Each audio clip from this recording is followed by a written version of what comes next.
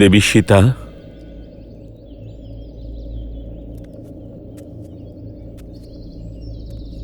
প্রণাম ঋষিবর। আয়ুষ্মান ভব। দেবী, এসব কি? আপনি তো এই স্থানের রূপই বদলে দিয়েছেন। আপনাকে অসংখ্য ধন্যবাদ। মনের চিন্তা সমাপ্ত করার জন্য নিজেকে ভক্তিতে ব্যস্ত করে নিয়েছি। কিসের চিন্তা দেবী? লবকুশের? ওদের সুরক্ষার প্রতিশ্রুতি তো স্বয়ং তমসা মাতা দিয়েছেন, কিন্তু শ্রীরাম, জানি না এমন কেন মনে হচ্ছে আমার ঋষিবর যে শ্রীরাম বিচলিত। দেবী, আপনারা দুজন দুটি শরীর কিন্তু এক প্রাণ। একে অন্যের মানসিক অবস্থা না দেখে না ছুঁয়েই অনুভব করতে পারেন। কিন্তু মনে রাখবেন, ভোর শুরু হবার আগে রাতের অন্ধকার সব থেকে ঘন হয়। ঠিক তেমনি শুভ সময় আসবার পূর্বে নানা রকম চিন্তা মনে আসে। আর এখন তো সব চিন্তা দূর হবার সময়। এই নিন, এটি ব্রহ্মদেবের প্রসাদ, এটি গ্রহণ করুন। দেবী, আমি আপনাকে আশ্বস্ত করছি, এই সৃষ্টির রচয়িতা আপনার সমস্ত চিন্তার বিনাশ অবশ্যই করবেন।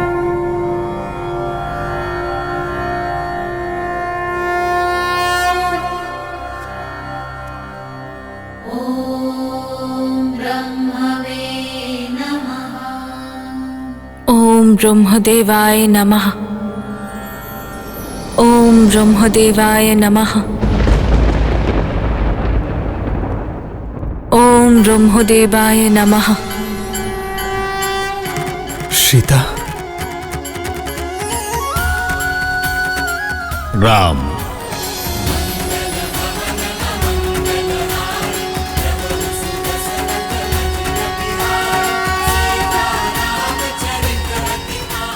ব্রহ্মদেব, তোমার তপস্যা মর্যাদা ধর্মকে সংসারে ছড়িয়ে দেবার লক্ষ্য অদ্ভুত। তোমার এই জীবনযাত্রায় সম্পূর্ণ তোমার সঙ্গ দিয়েছেন। সেই জন্য আমি সীতার এই মূর্তিকে এতই প্রাণবন্ত করেছি যাতে সে অশ্ব ফিরে আসা আর এই যজ্ঞের বিধি সম্পন্ন হওয়া পর্যন্ত মন্ত্র জপ করতে পারে। এবার এই অশ্বমেধ যজ্ঞ দেবতারাও সহজেই স্বীকার করবেন, আর তাদের আশীর্বাদ তোমার সঙ্গে থাকবে রাম। যজ্ঞের মন্ত্র অশ্বকে আসরিক শক্তি আর দুর্ঘটনা থেকে বাঁচায়, কিন্তু সেটা তখনই যখন দেবতাদের আশীর্বাদ আমাদের সঙ্গে থাকবে। ধন্যবাদ ব্রহ্মদেব।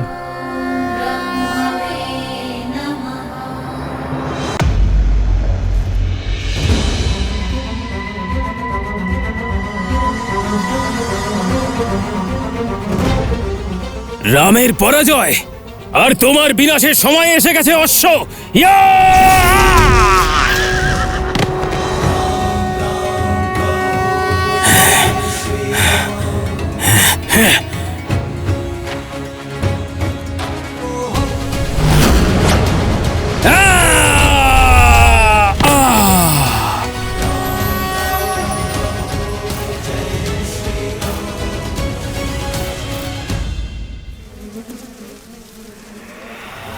মূর্খদের রাজা প্রবন্ধাসুর, এটুকুও জানো না যে অশ্বমেধ যজ্ঞের অশ্ব দেবতাদের দ্বারা সুরক্ষিত থাকে।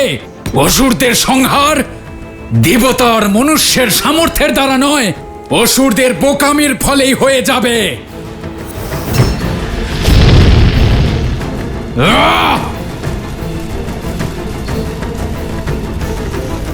কথা বলতে থাকো কুশ, না হলে বুঝতেই পারবো না যে তোমরা সাথে আছো নাকি পিছিয়ে গেলে।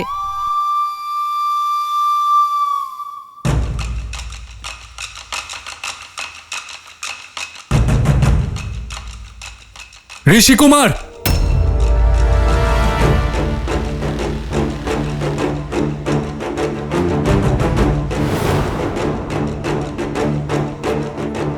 মধুরাপুরীর নরেশ, শত্রুঘ্ন, আপনি? প্রস্তুত হয়ে নাও। ওনাদের সঙ্গে যুদ্ধ না করে আমরা এগোতে পারবো না। আমি এখানে যজ্ঞের অশ্ব নিতে এসেছি, ভালোভাবে তাকে ফিরিয়ে দাও। প্রতিজ্ঞা করছি আমি, তোমাদের কোনো ক্ষতি হবে না। শ্রীরাম অত্যন্ত দয়ালু, তিনি ক্ষমা করে দেবেন তোমাদের। সোমকর্ণ, মালা সামলাও।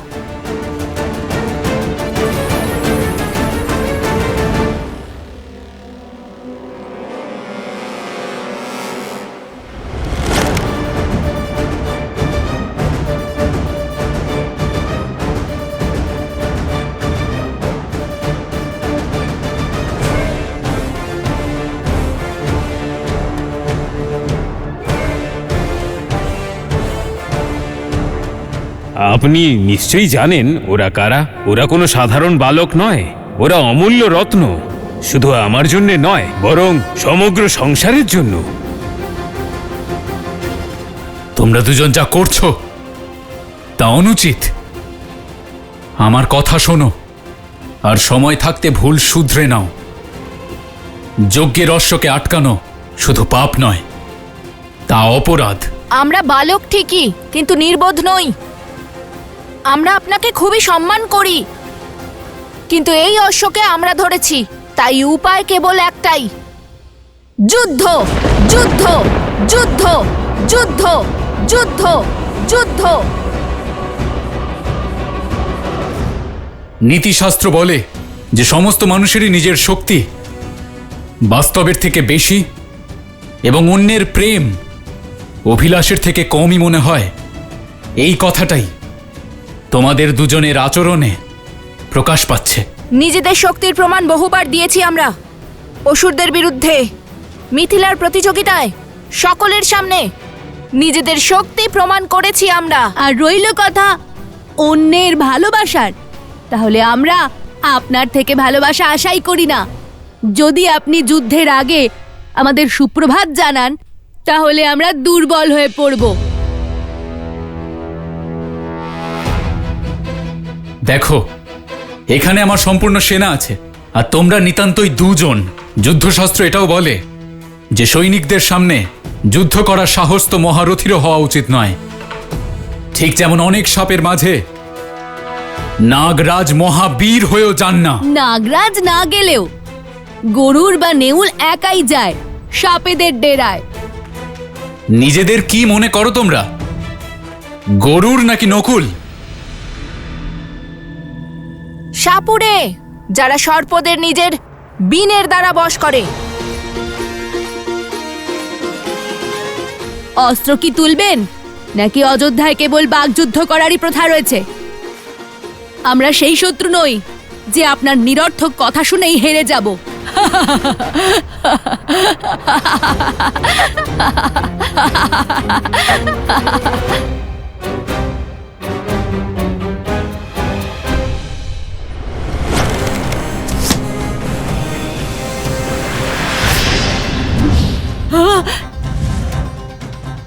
তোমরা দুজন শত্রু নও, অপরাধী।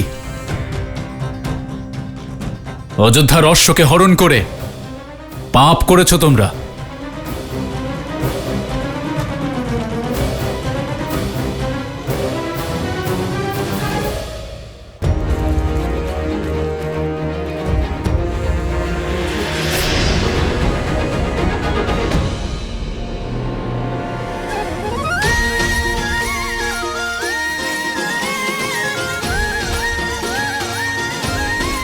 ধন্যবাদ মিত্র সোমকর্ণ।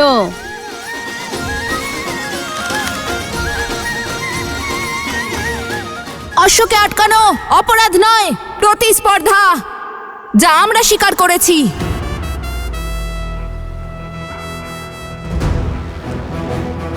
কুশ,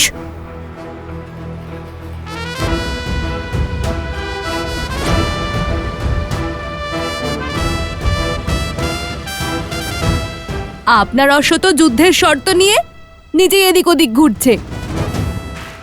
আমরা প্রতিস্পর্ধা দেখিয়ে কি কোনো পাপ করেছি? প্রতিস্পর্ধা রাজাদের জন্য, ঋষিদের জন্য নয়।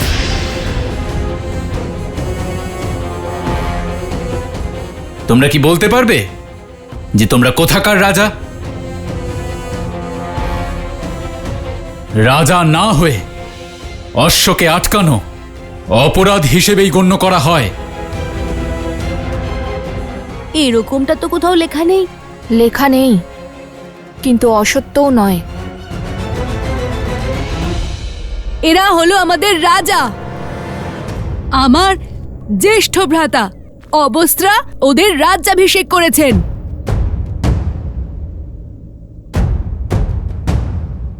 বলো কোথাকার রাজা এরা? এখান থেকে কিছুটা দূরেই একটা গ্রাম আছে, যেখানকার প্রজারা এক বিচিত্র রোগে আক্রান্ত হয়েছিল।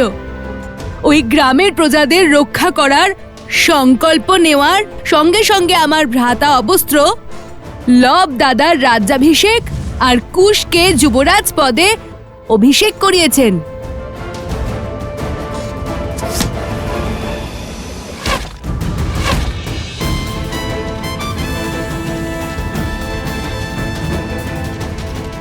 রাজানুজ, যুদ্ধে অসতর্ক হওয়া সবথেকে বড় অপরাধ।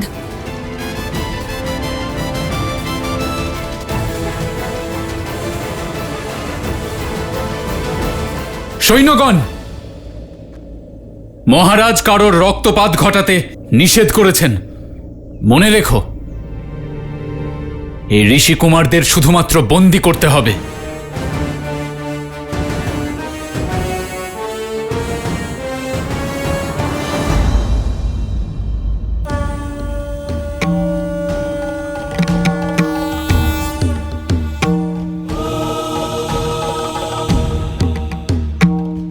বনদেবী, সময় ঘুরছে। আপনার দুই পুত্র তাদের জীবনের সবথেকে কঠিন পরীক্ষায় যাত্রা করতে চলেছে। আমি শুধুমাত্র আপনাকে এটুকুই বলতে চাই যে আপনার দুই পুত্র এক পুরো সৈন্যবাহিনীর বিরুদ্ধে যুদ্ধ করছে।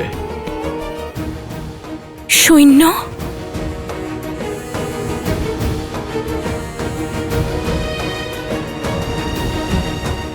হে মহাদেব,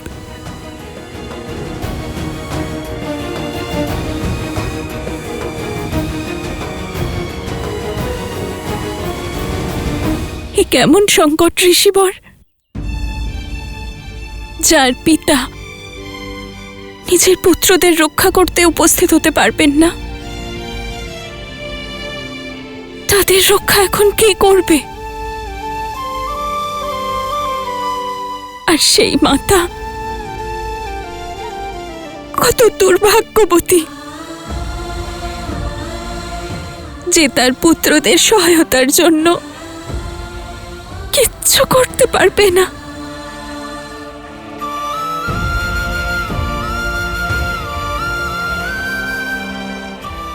ঋষিবর, কোনো উপায় তো নিশ্চয়ই থাকবে যাতে এই সংকট থেকে রক্ষা পাওয়া যায়। আমি আমার পুত্রদের রক্ষা করতে পারি। বলুন না গুরুবর।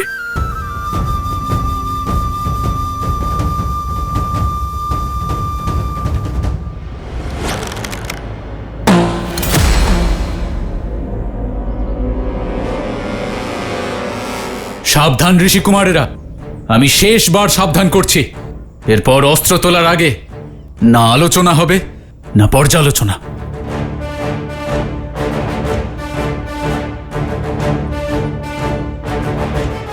যদি এখনো এরা না থামে তাহলে এদের ওপর প্রহার করতেই হবে। আমার প্রথম ধর্ম আমার মহারাজের আজ্ঞা পালন করা। সৈন্যগণ, যাও ধরে নিয়ে এসো ওদের।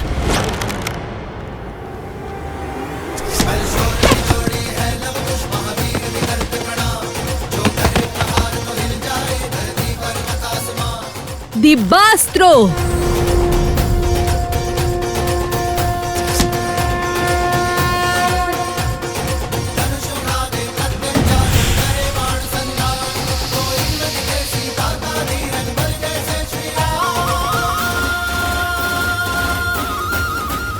সমগ্র সংসারে মর্যাদা ধর্মের প্রচার করা হচ্ছে, আর তোমরা দুজন ধর্ম স্থাপনার পথে বাধা প্রদান করে পাপ করছো।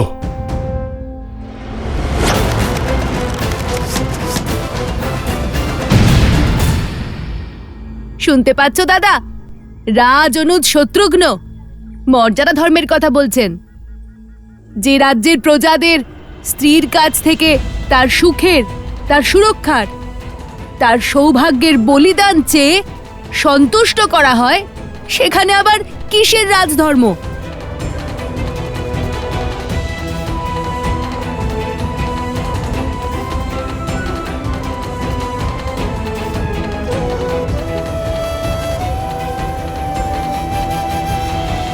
তোমাদের দুজনের কি সম্পর্ক অযোধ্যার মহারানীর সাথে? সম্পর্ক আছে, ভক্তি আর ভাবের সম্পর্ক। আমরা রাম কথা পড়েছি, শ্রীরাম আর মাতা সীতার পূজা করেছি। আর যদি আমাদের মাতার পরে আর কেউ থাকেন যার মধ্যে আমরা মমতা দেখতে পাই, তাহলে তিনি মাতা সীতা। তবে কি রক্তের সম্পর্ক থেকে শ্রদ্ধার সম্পর্ক অধিক মহান হয় না?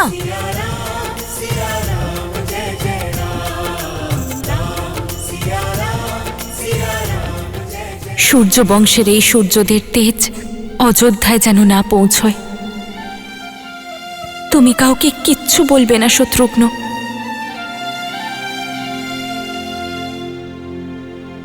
ধন্য তুমি বৌঠান, শ্রীরামের থেকে দূরে থেকেও, নিজের পরিচয়কে গোপন রেখেও এই বালকদের শ্রীরামের প্রতিচ্ছবি বানিয়েছেন। স্পষ্টতই এই দিব্য বালকদ্বয় আর কেউ নয়, আপনার আর দাদার পুত্র। বেদে এমন কিছু মন্ত্রের বিবরণ আছে যা পাঠ করলে স্বয়ং দেবগণকে সুরক্ষা দেওয়ার জন্য ডাকা যেতে পারে। আপনি ওটির পাঠ শুরু করুন, আর আমার পূর্ণ বিশ্বাস যে দেবগণ আপনাকে সাহায্য অবশ্যই করবেন।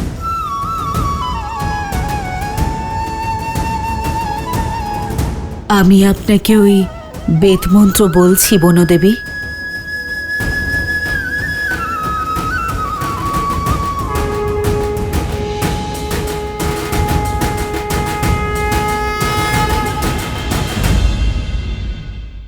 প্রভু, আমার মনে হচ্ছে উনি কোনো যুদ্ধে ব্যস্ত হয়ে পড়েছেন। মহারাজ, আমাদের এক্ষুনি সেনা পাঠানো উচিত। যদি আপনি আজ্ঞা করেন তাহলে আমি সেই যুদ্ধে ভ্রাতা শত্রুঘ্নকে সাহায্য করতে যাব। মহাভারতে বর্ণিত ধনুর্বেদ ঋষি ভরদ্বাজের দ্বারা ধনুর্বিদ্যা নিয়ে লেখা একটি বিস্তৃত নিবন্ধ।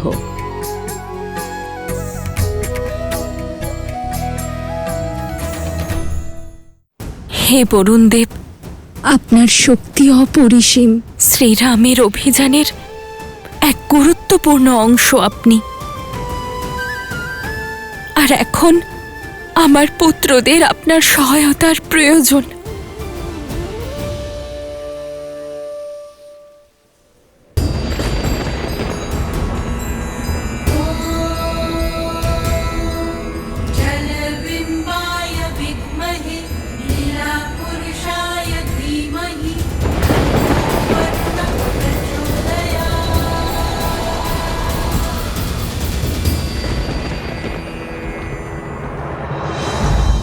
আমাকে যাওয়ার অনুমতি দাও দাদা।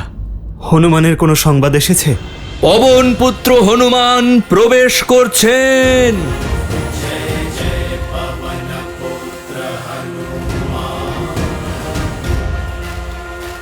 প্রণাম প্রভু। আমি সম্পূর্ণ ত্রিবেণী খুঁজে দেখেছি, কিন্তু প্রভু সেই অশ্ব আমি কোথাও পেলাম না।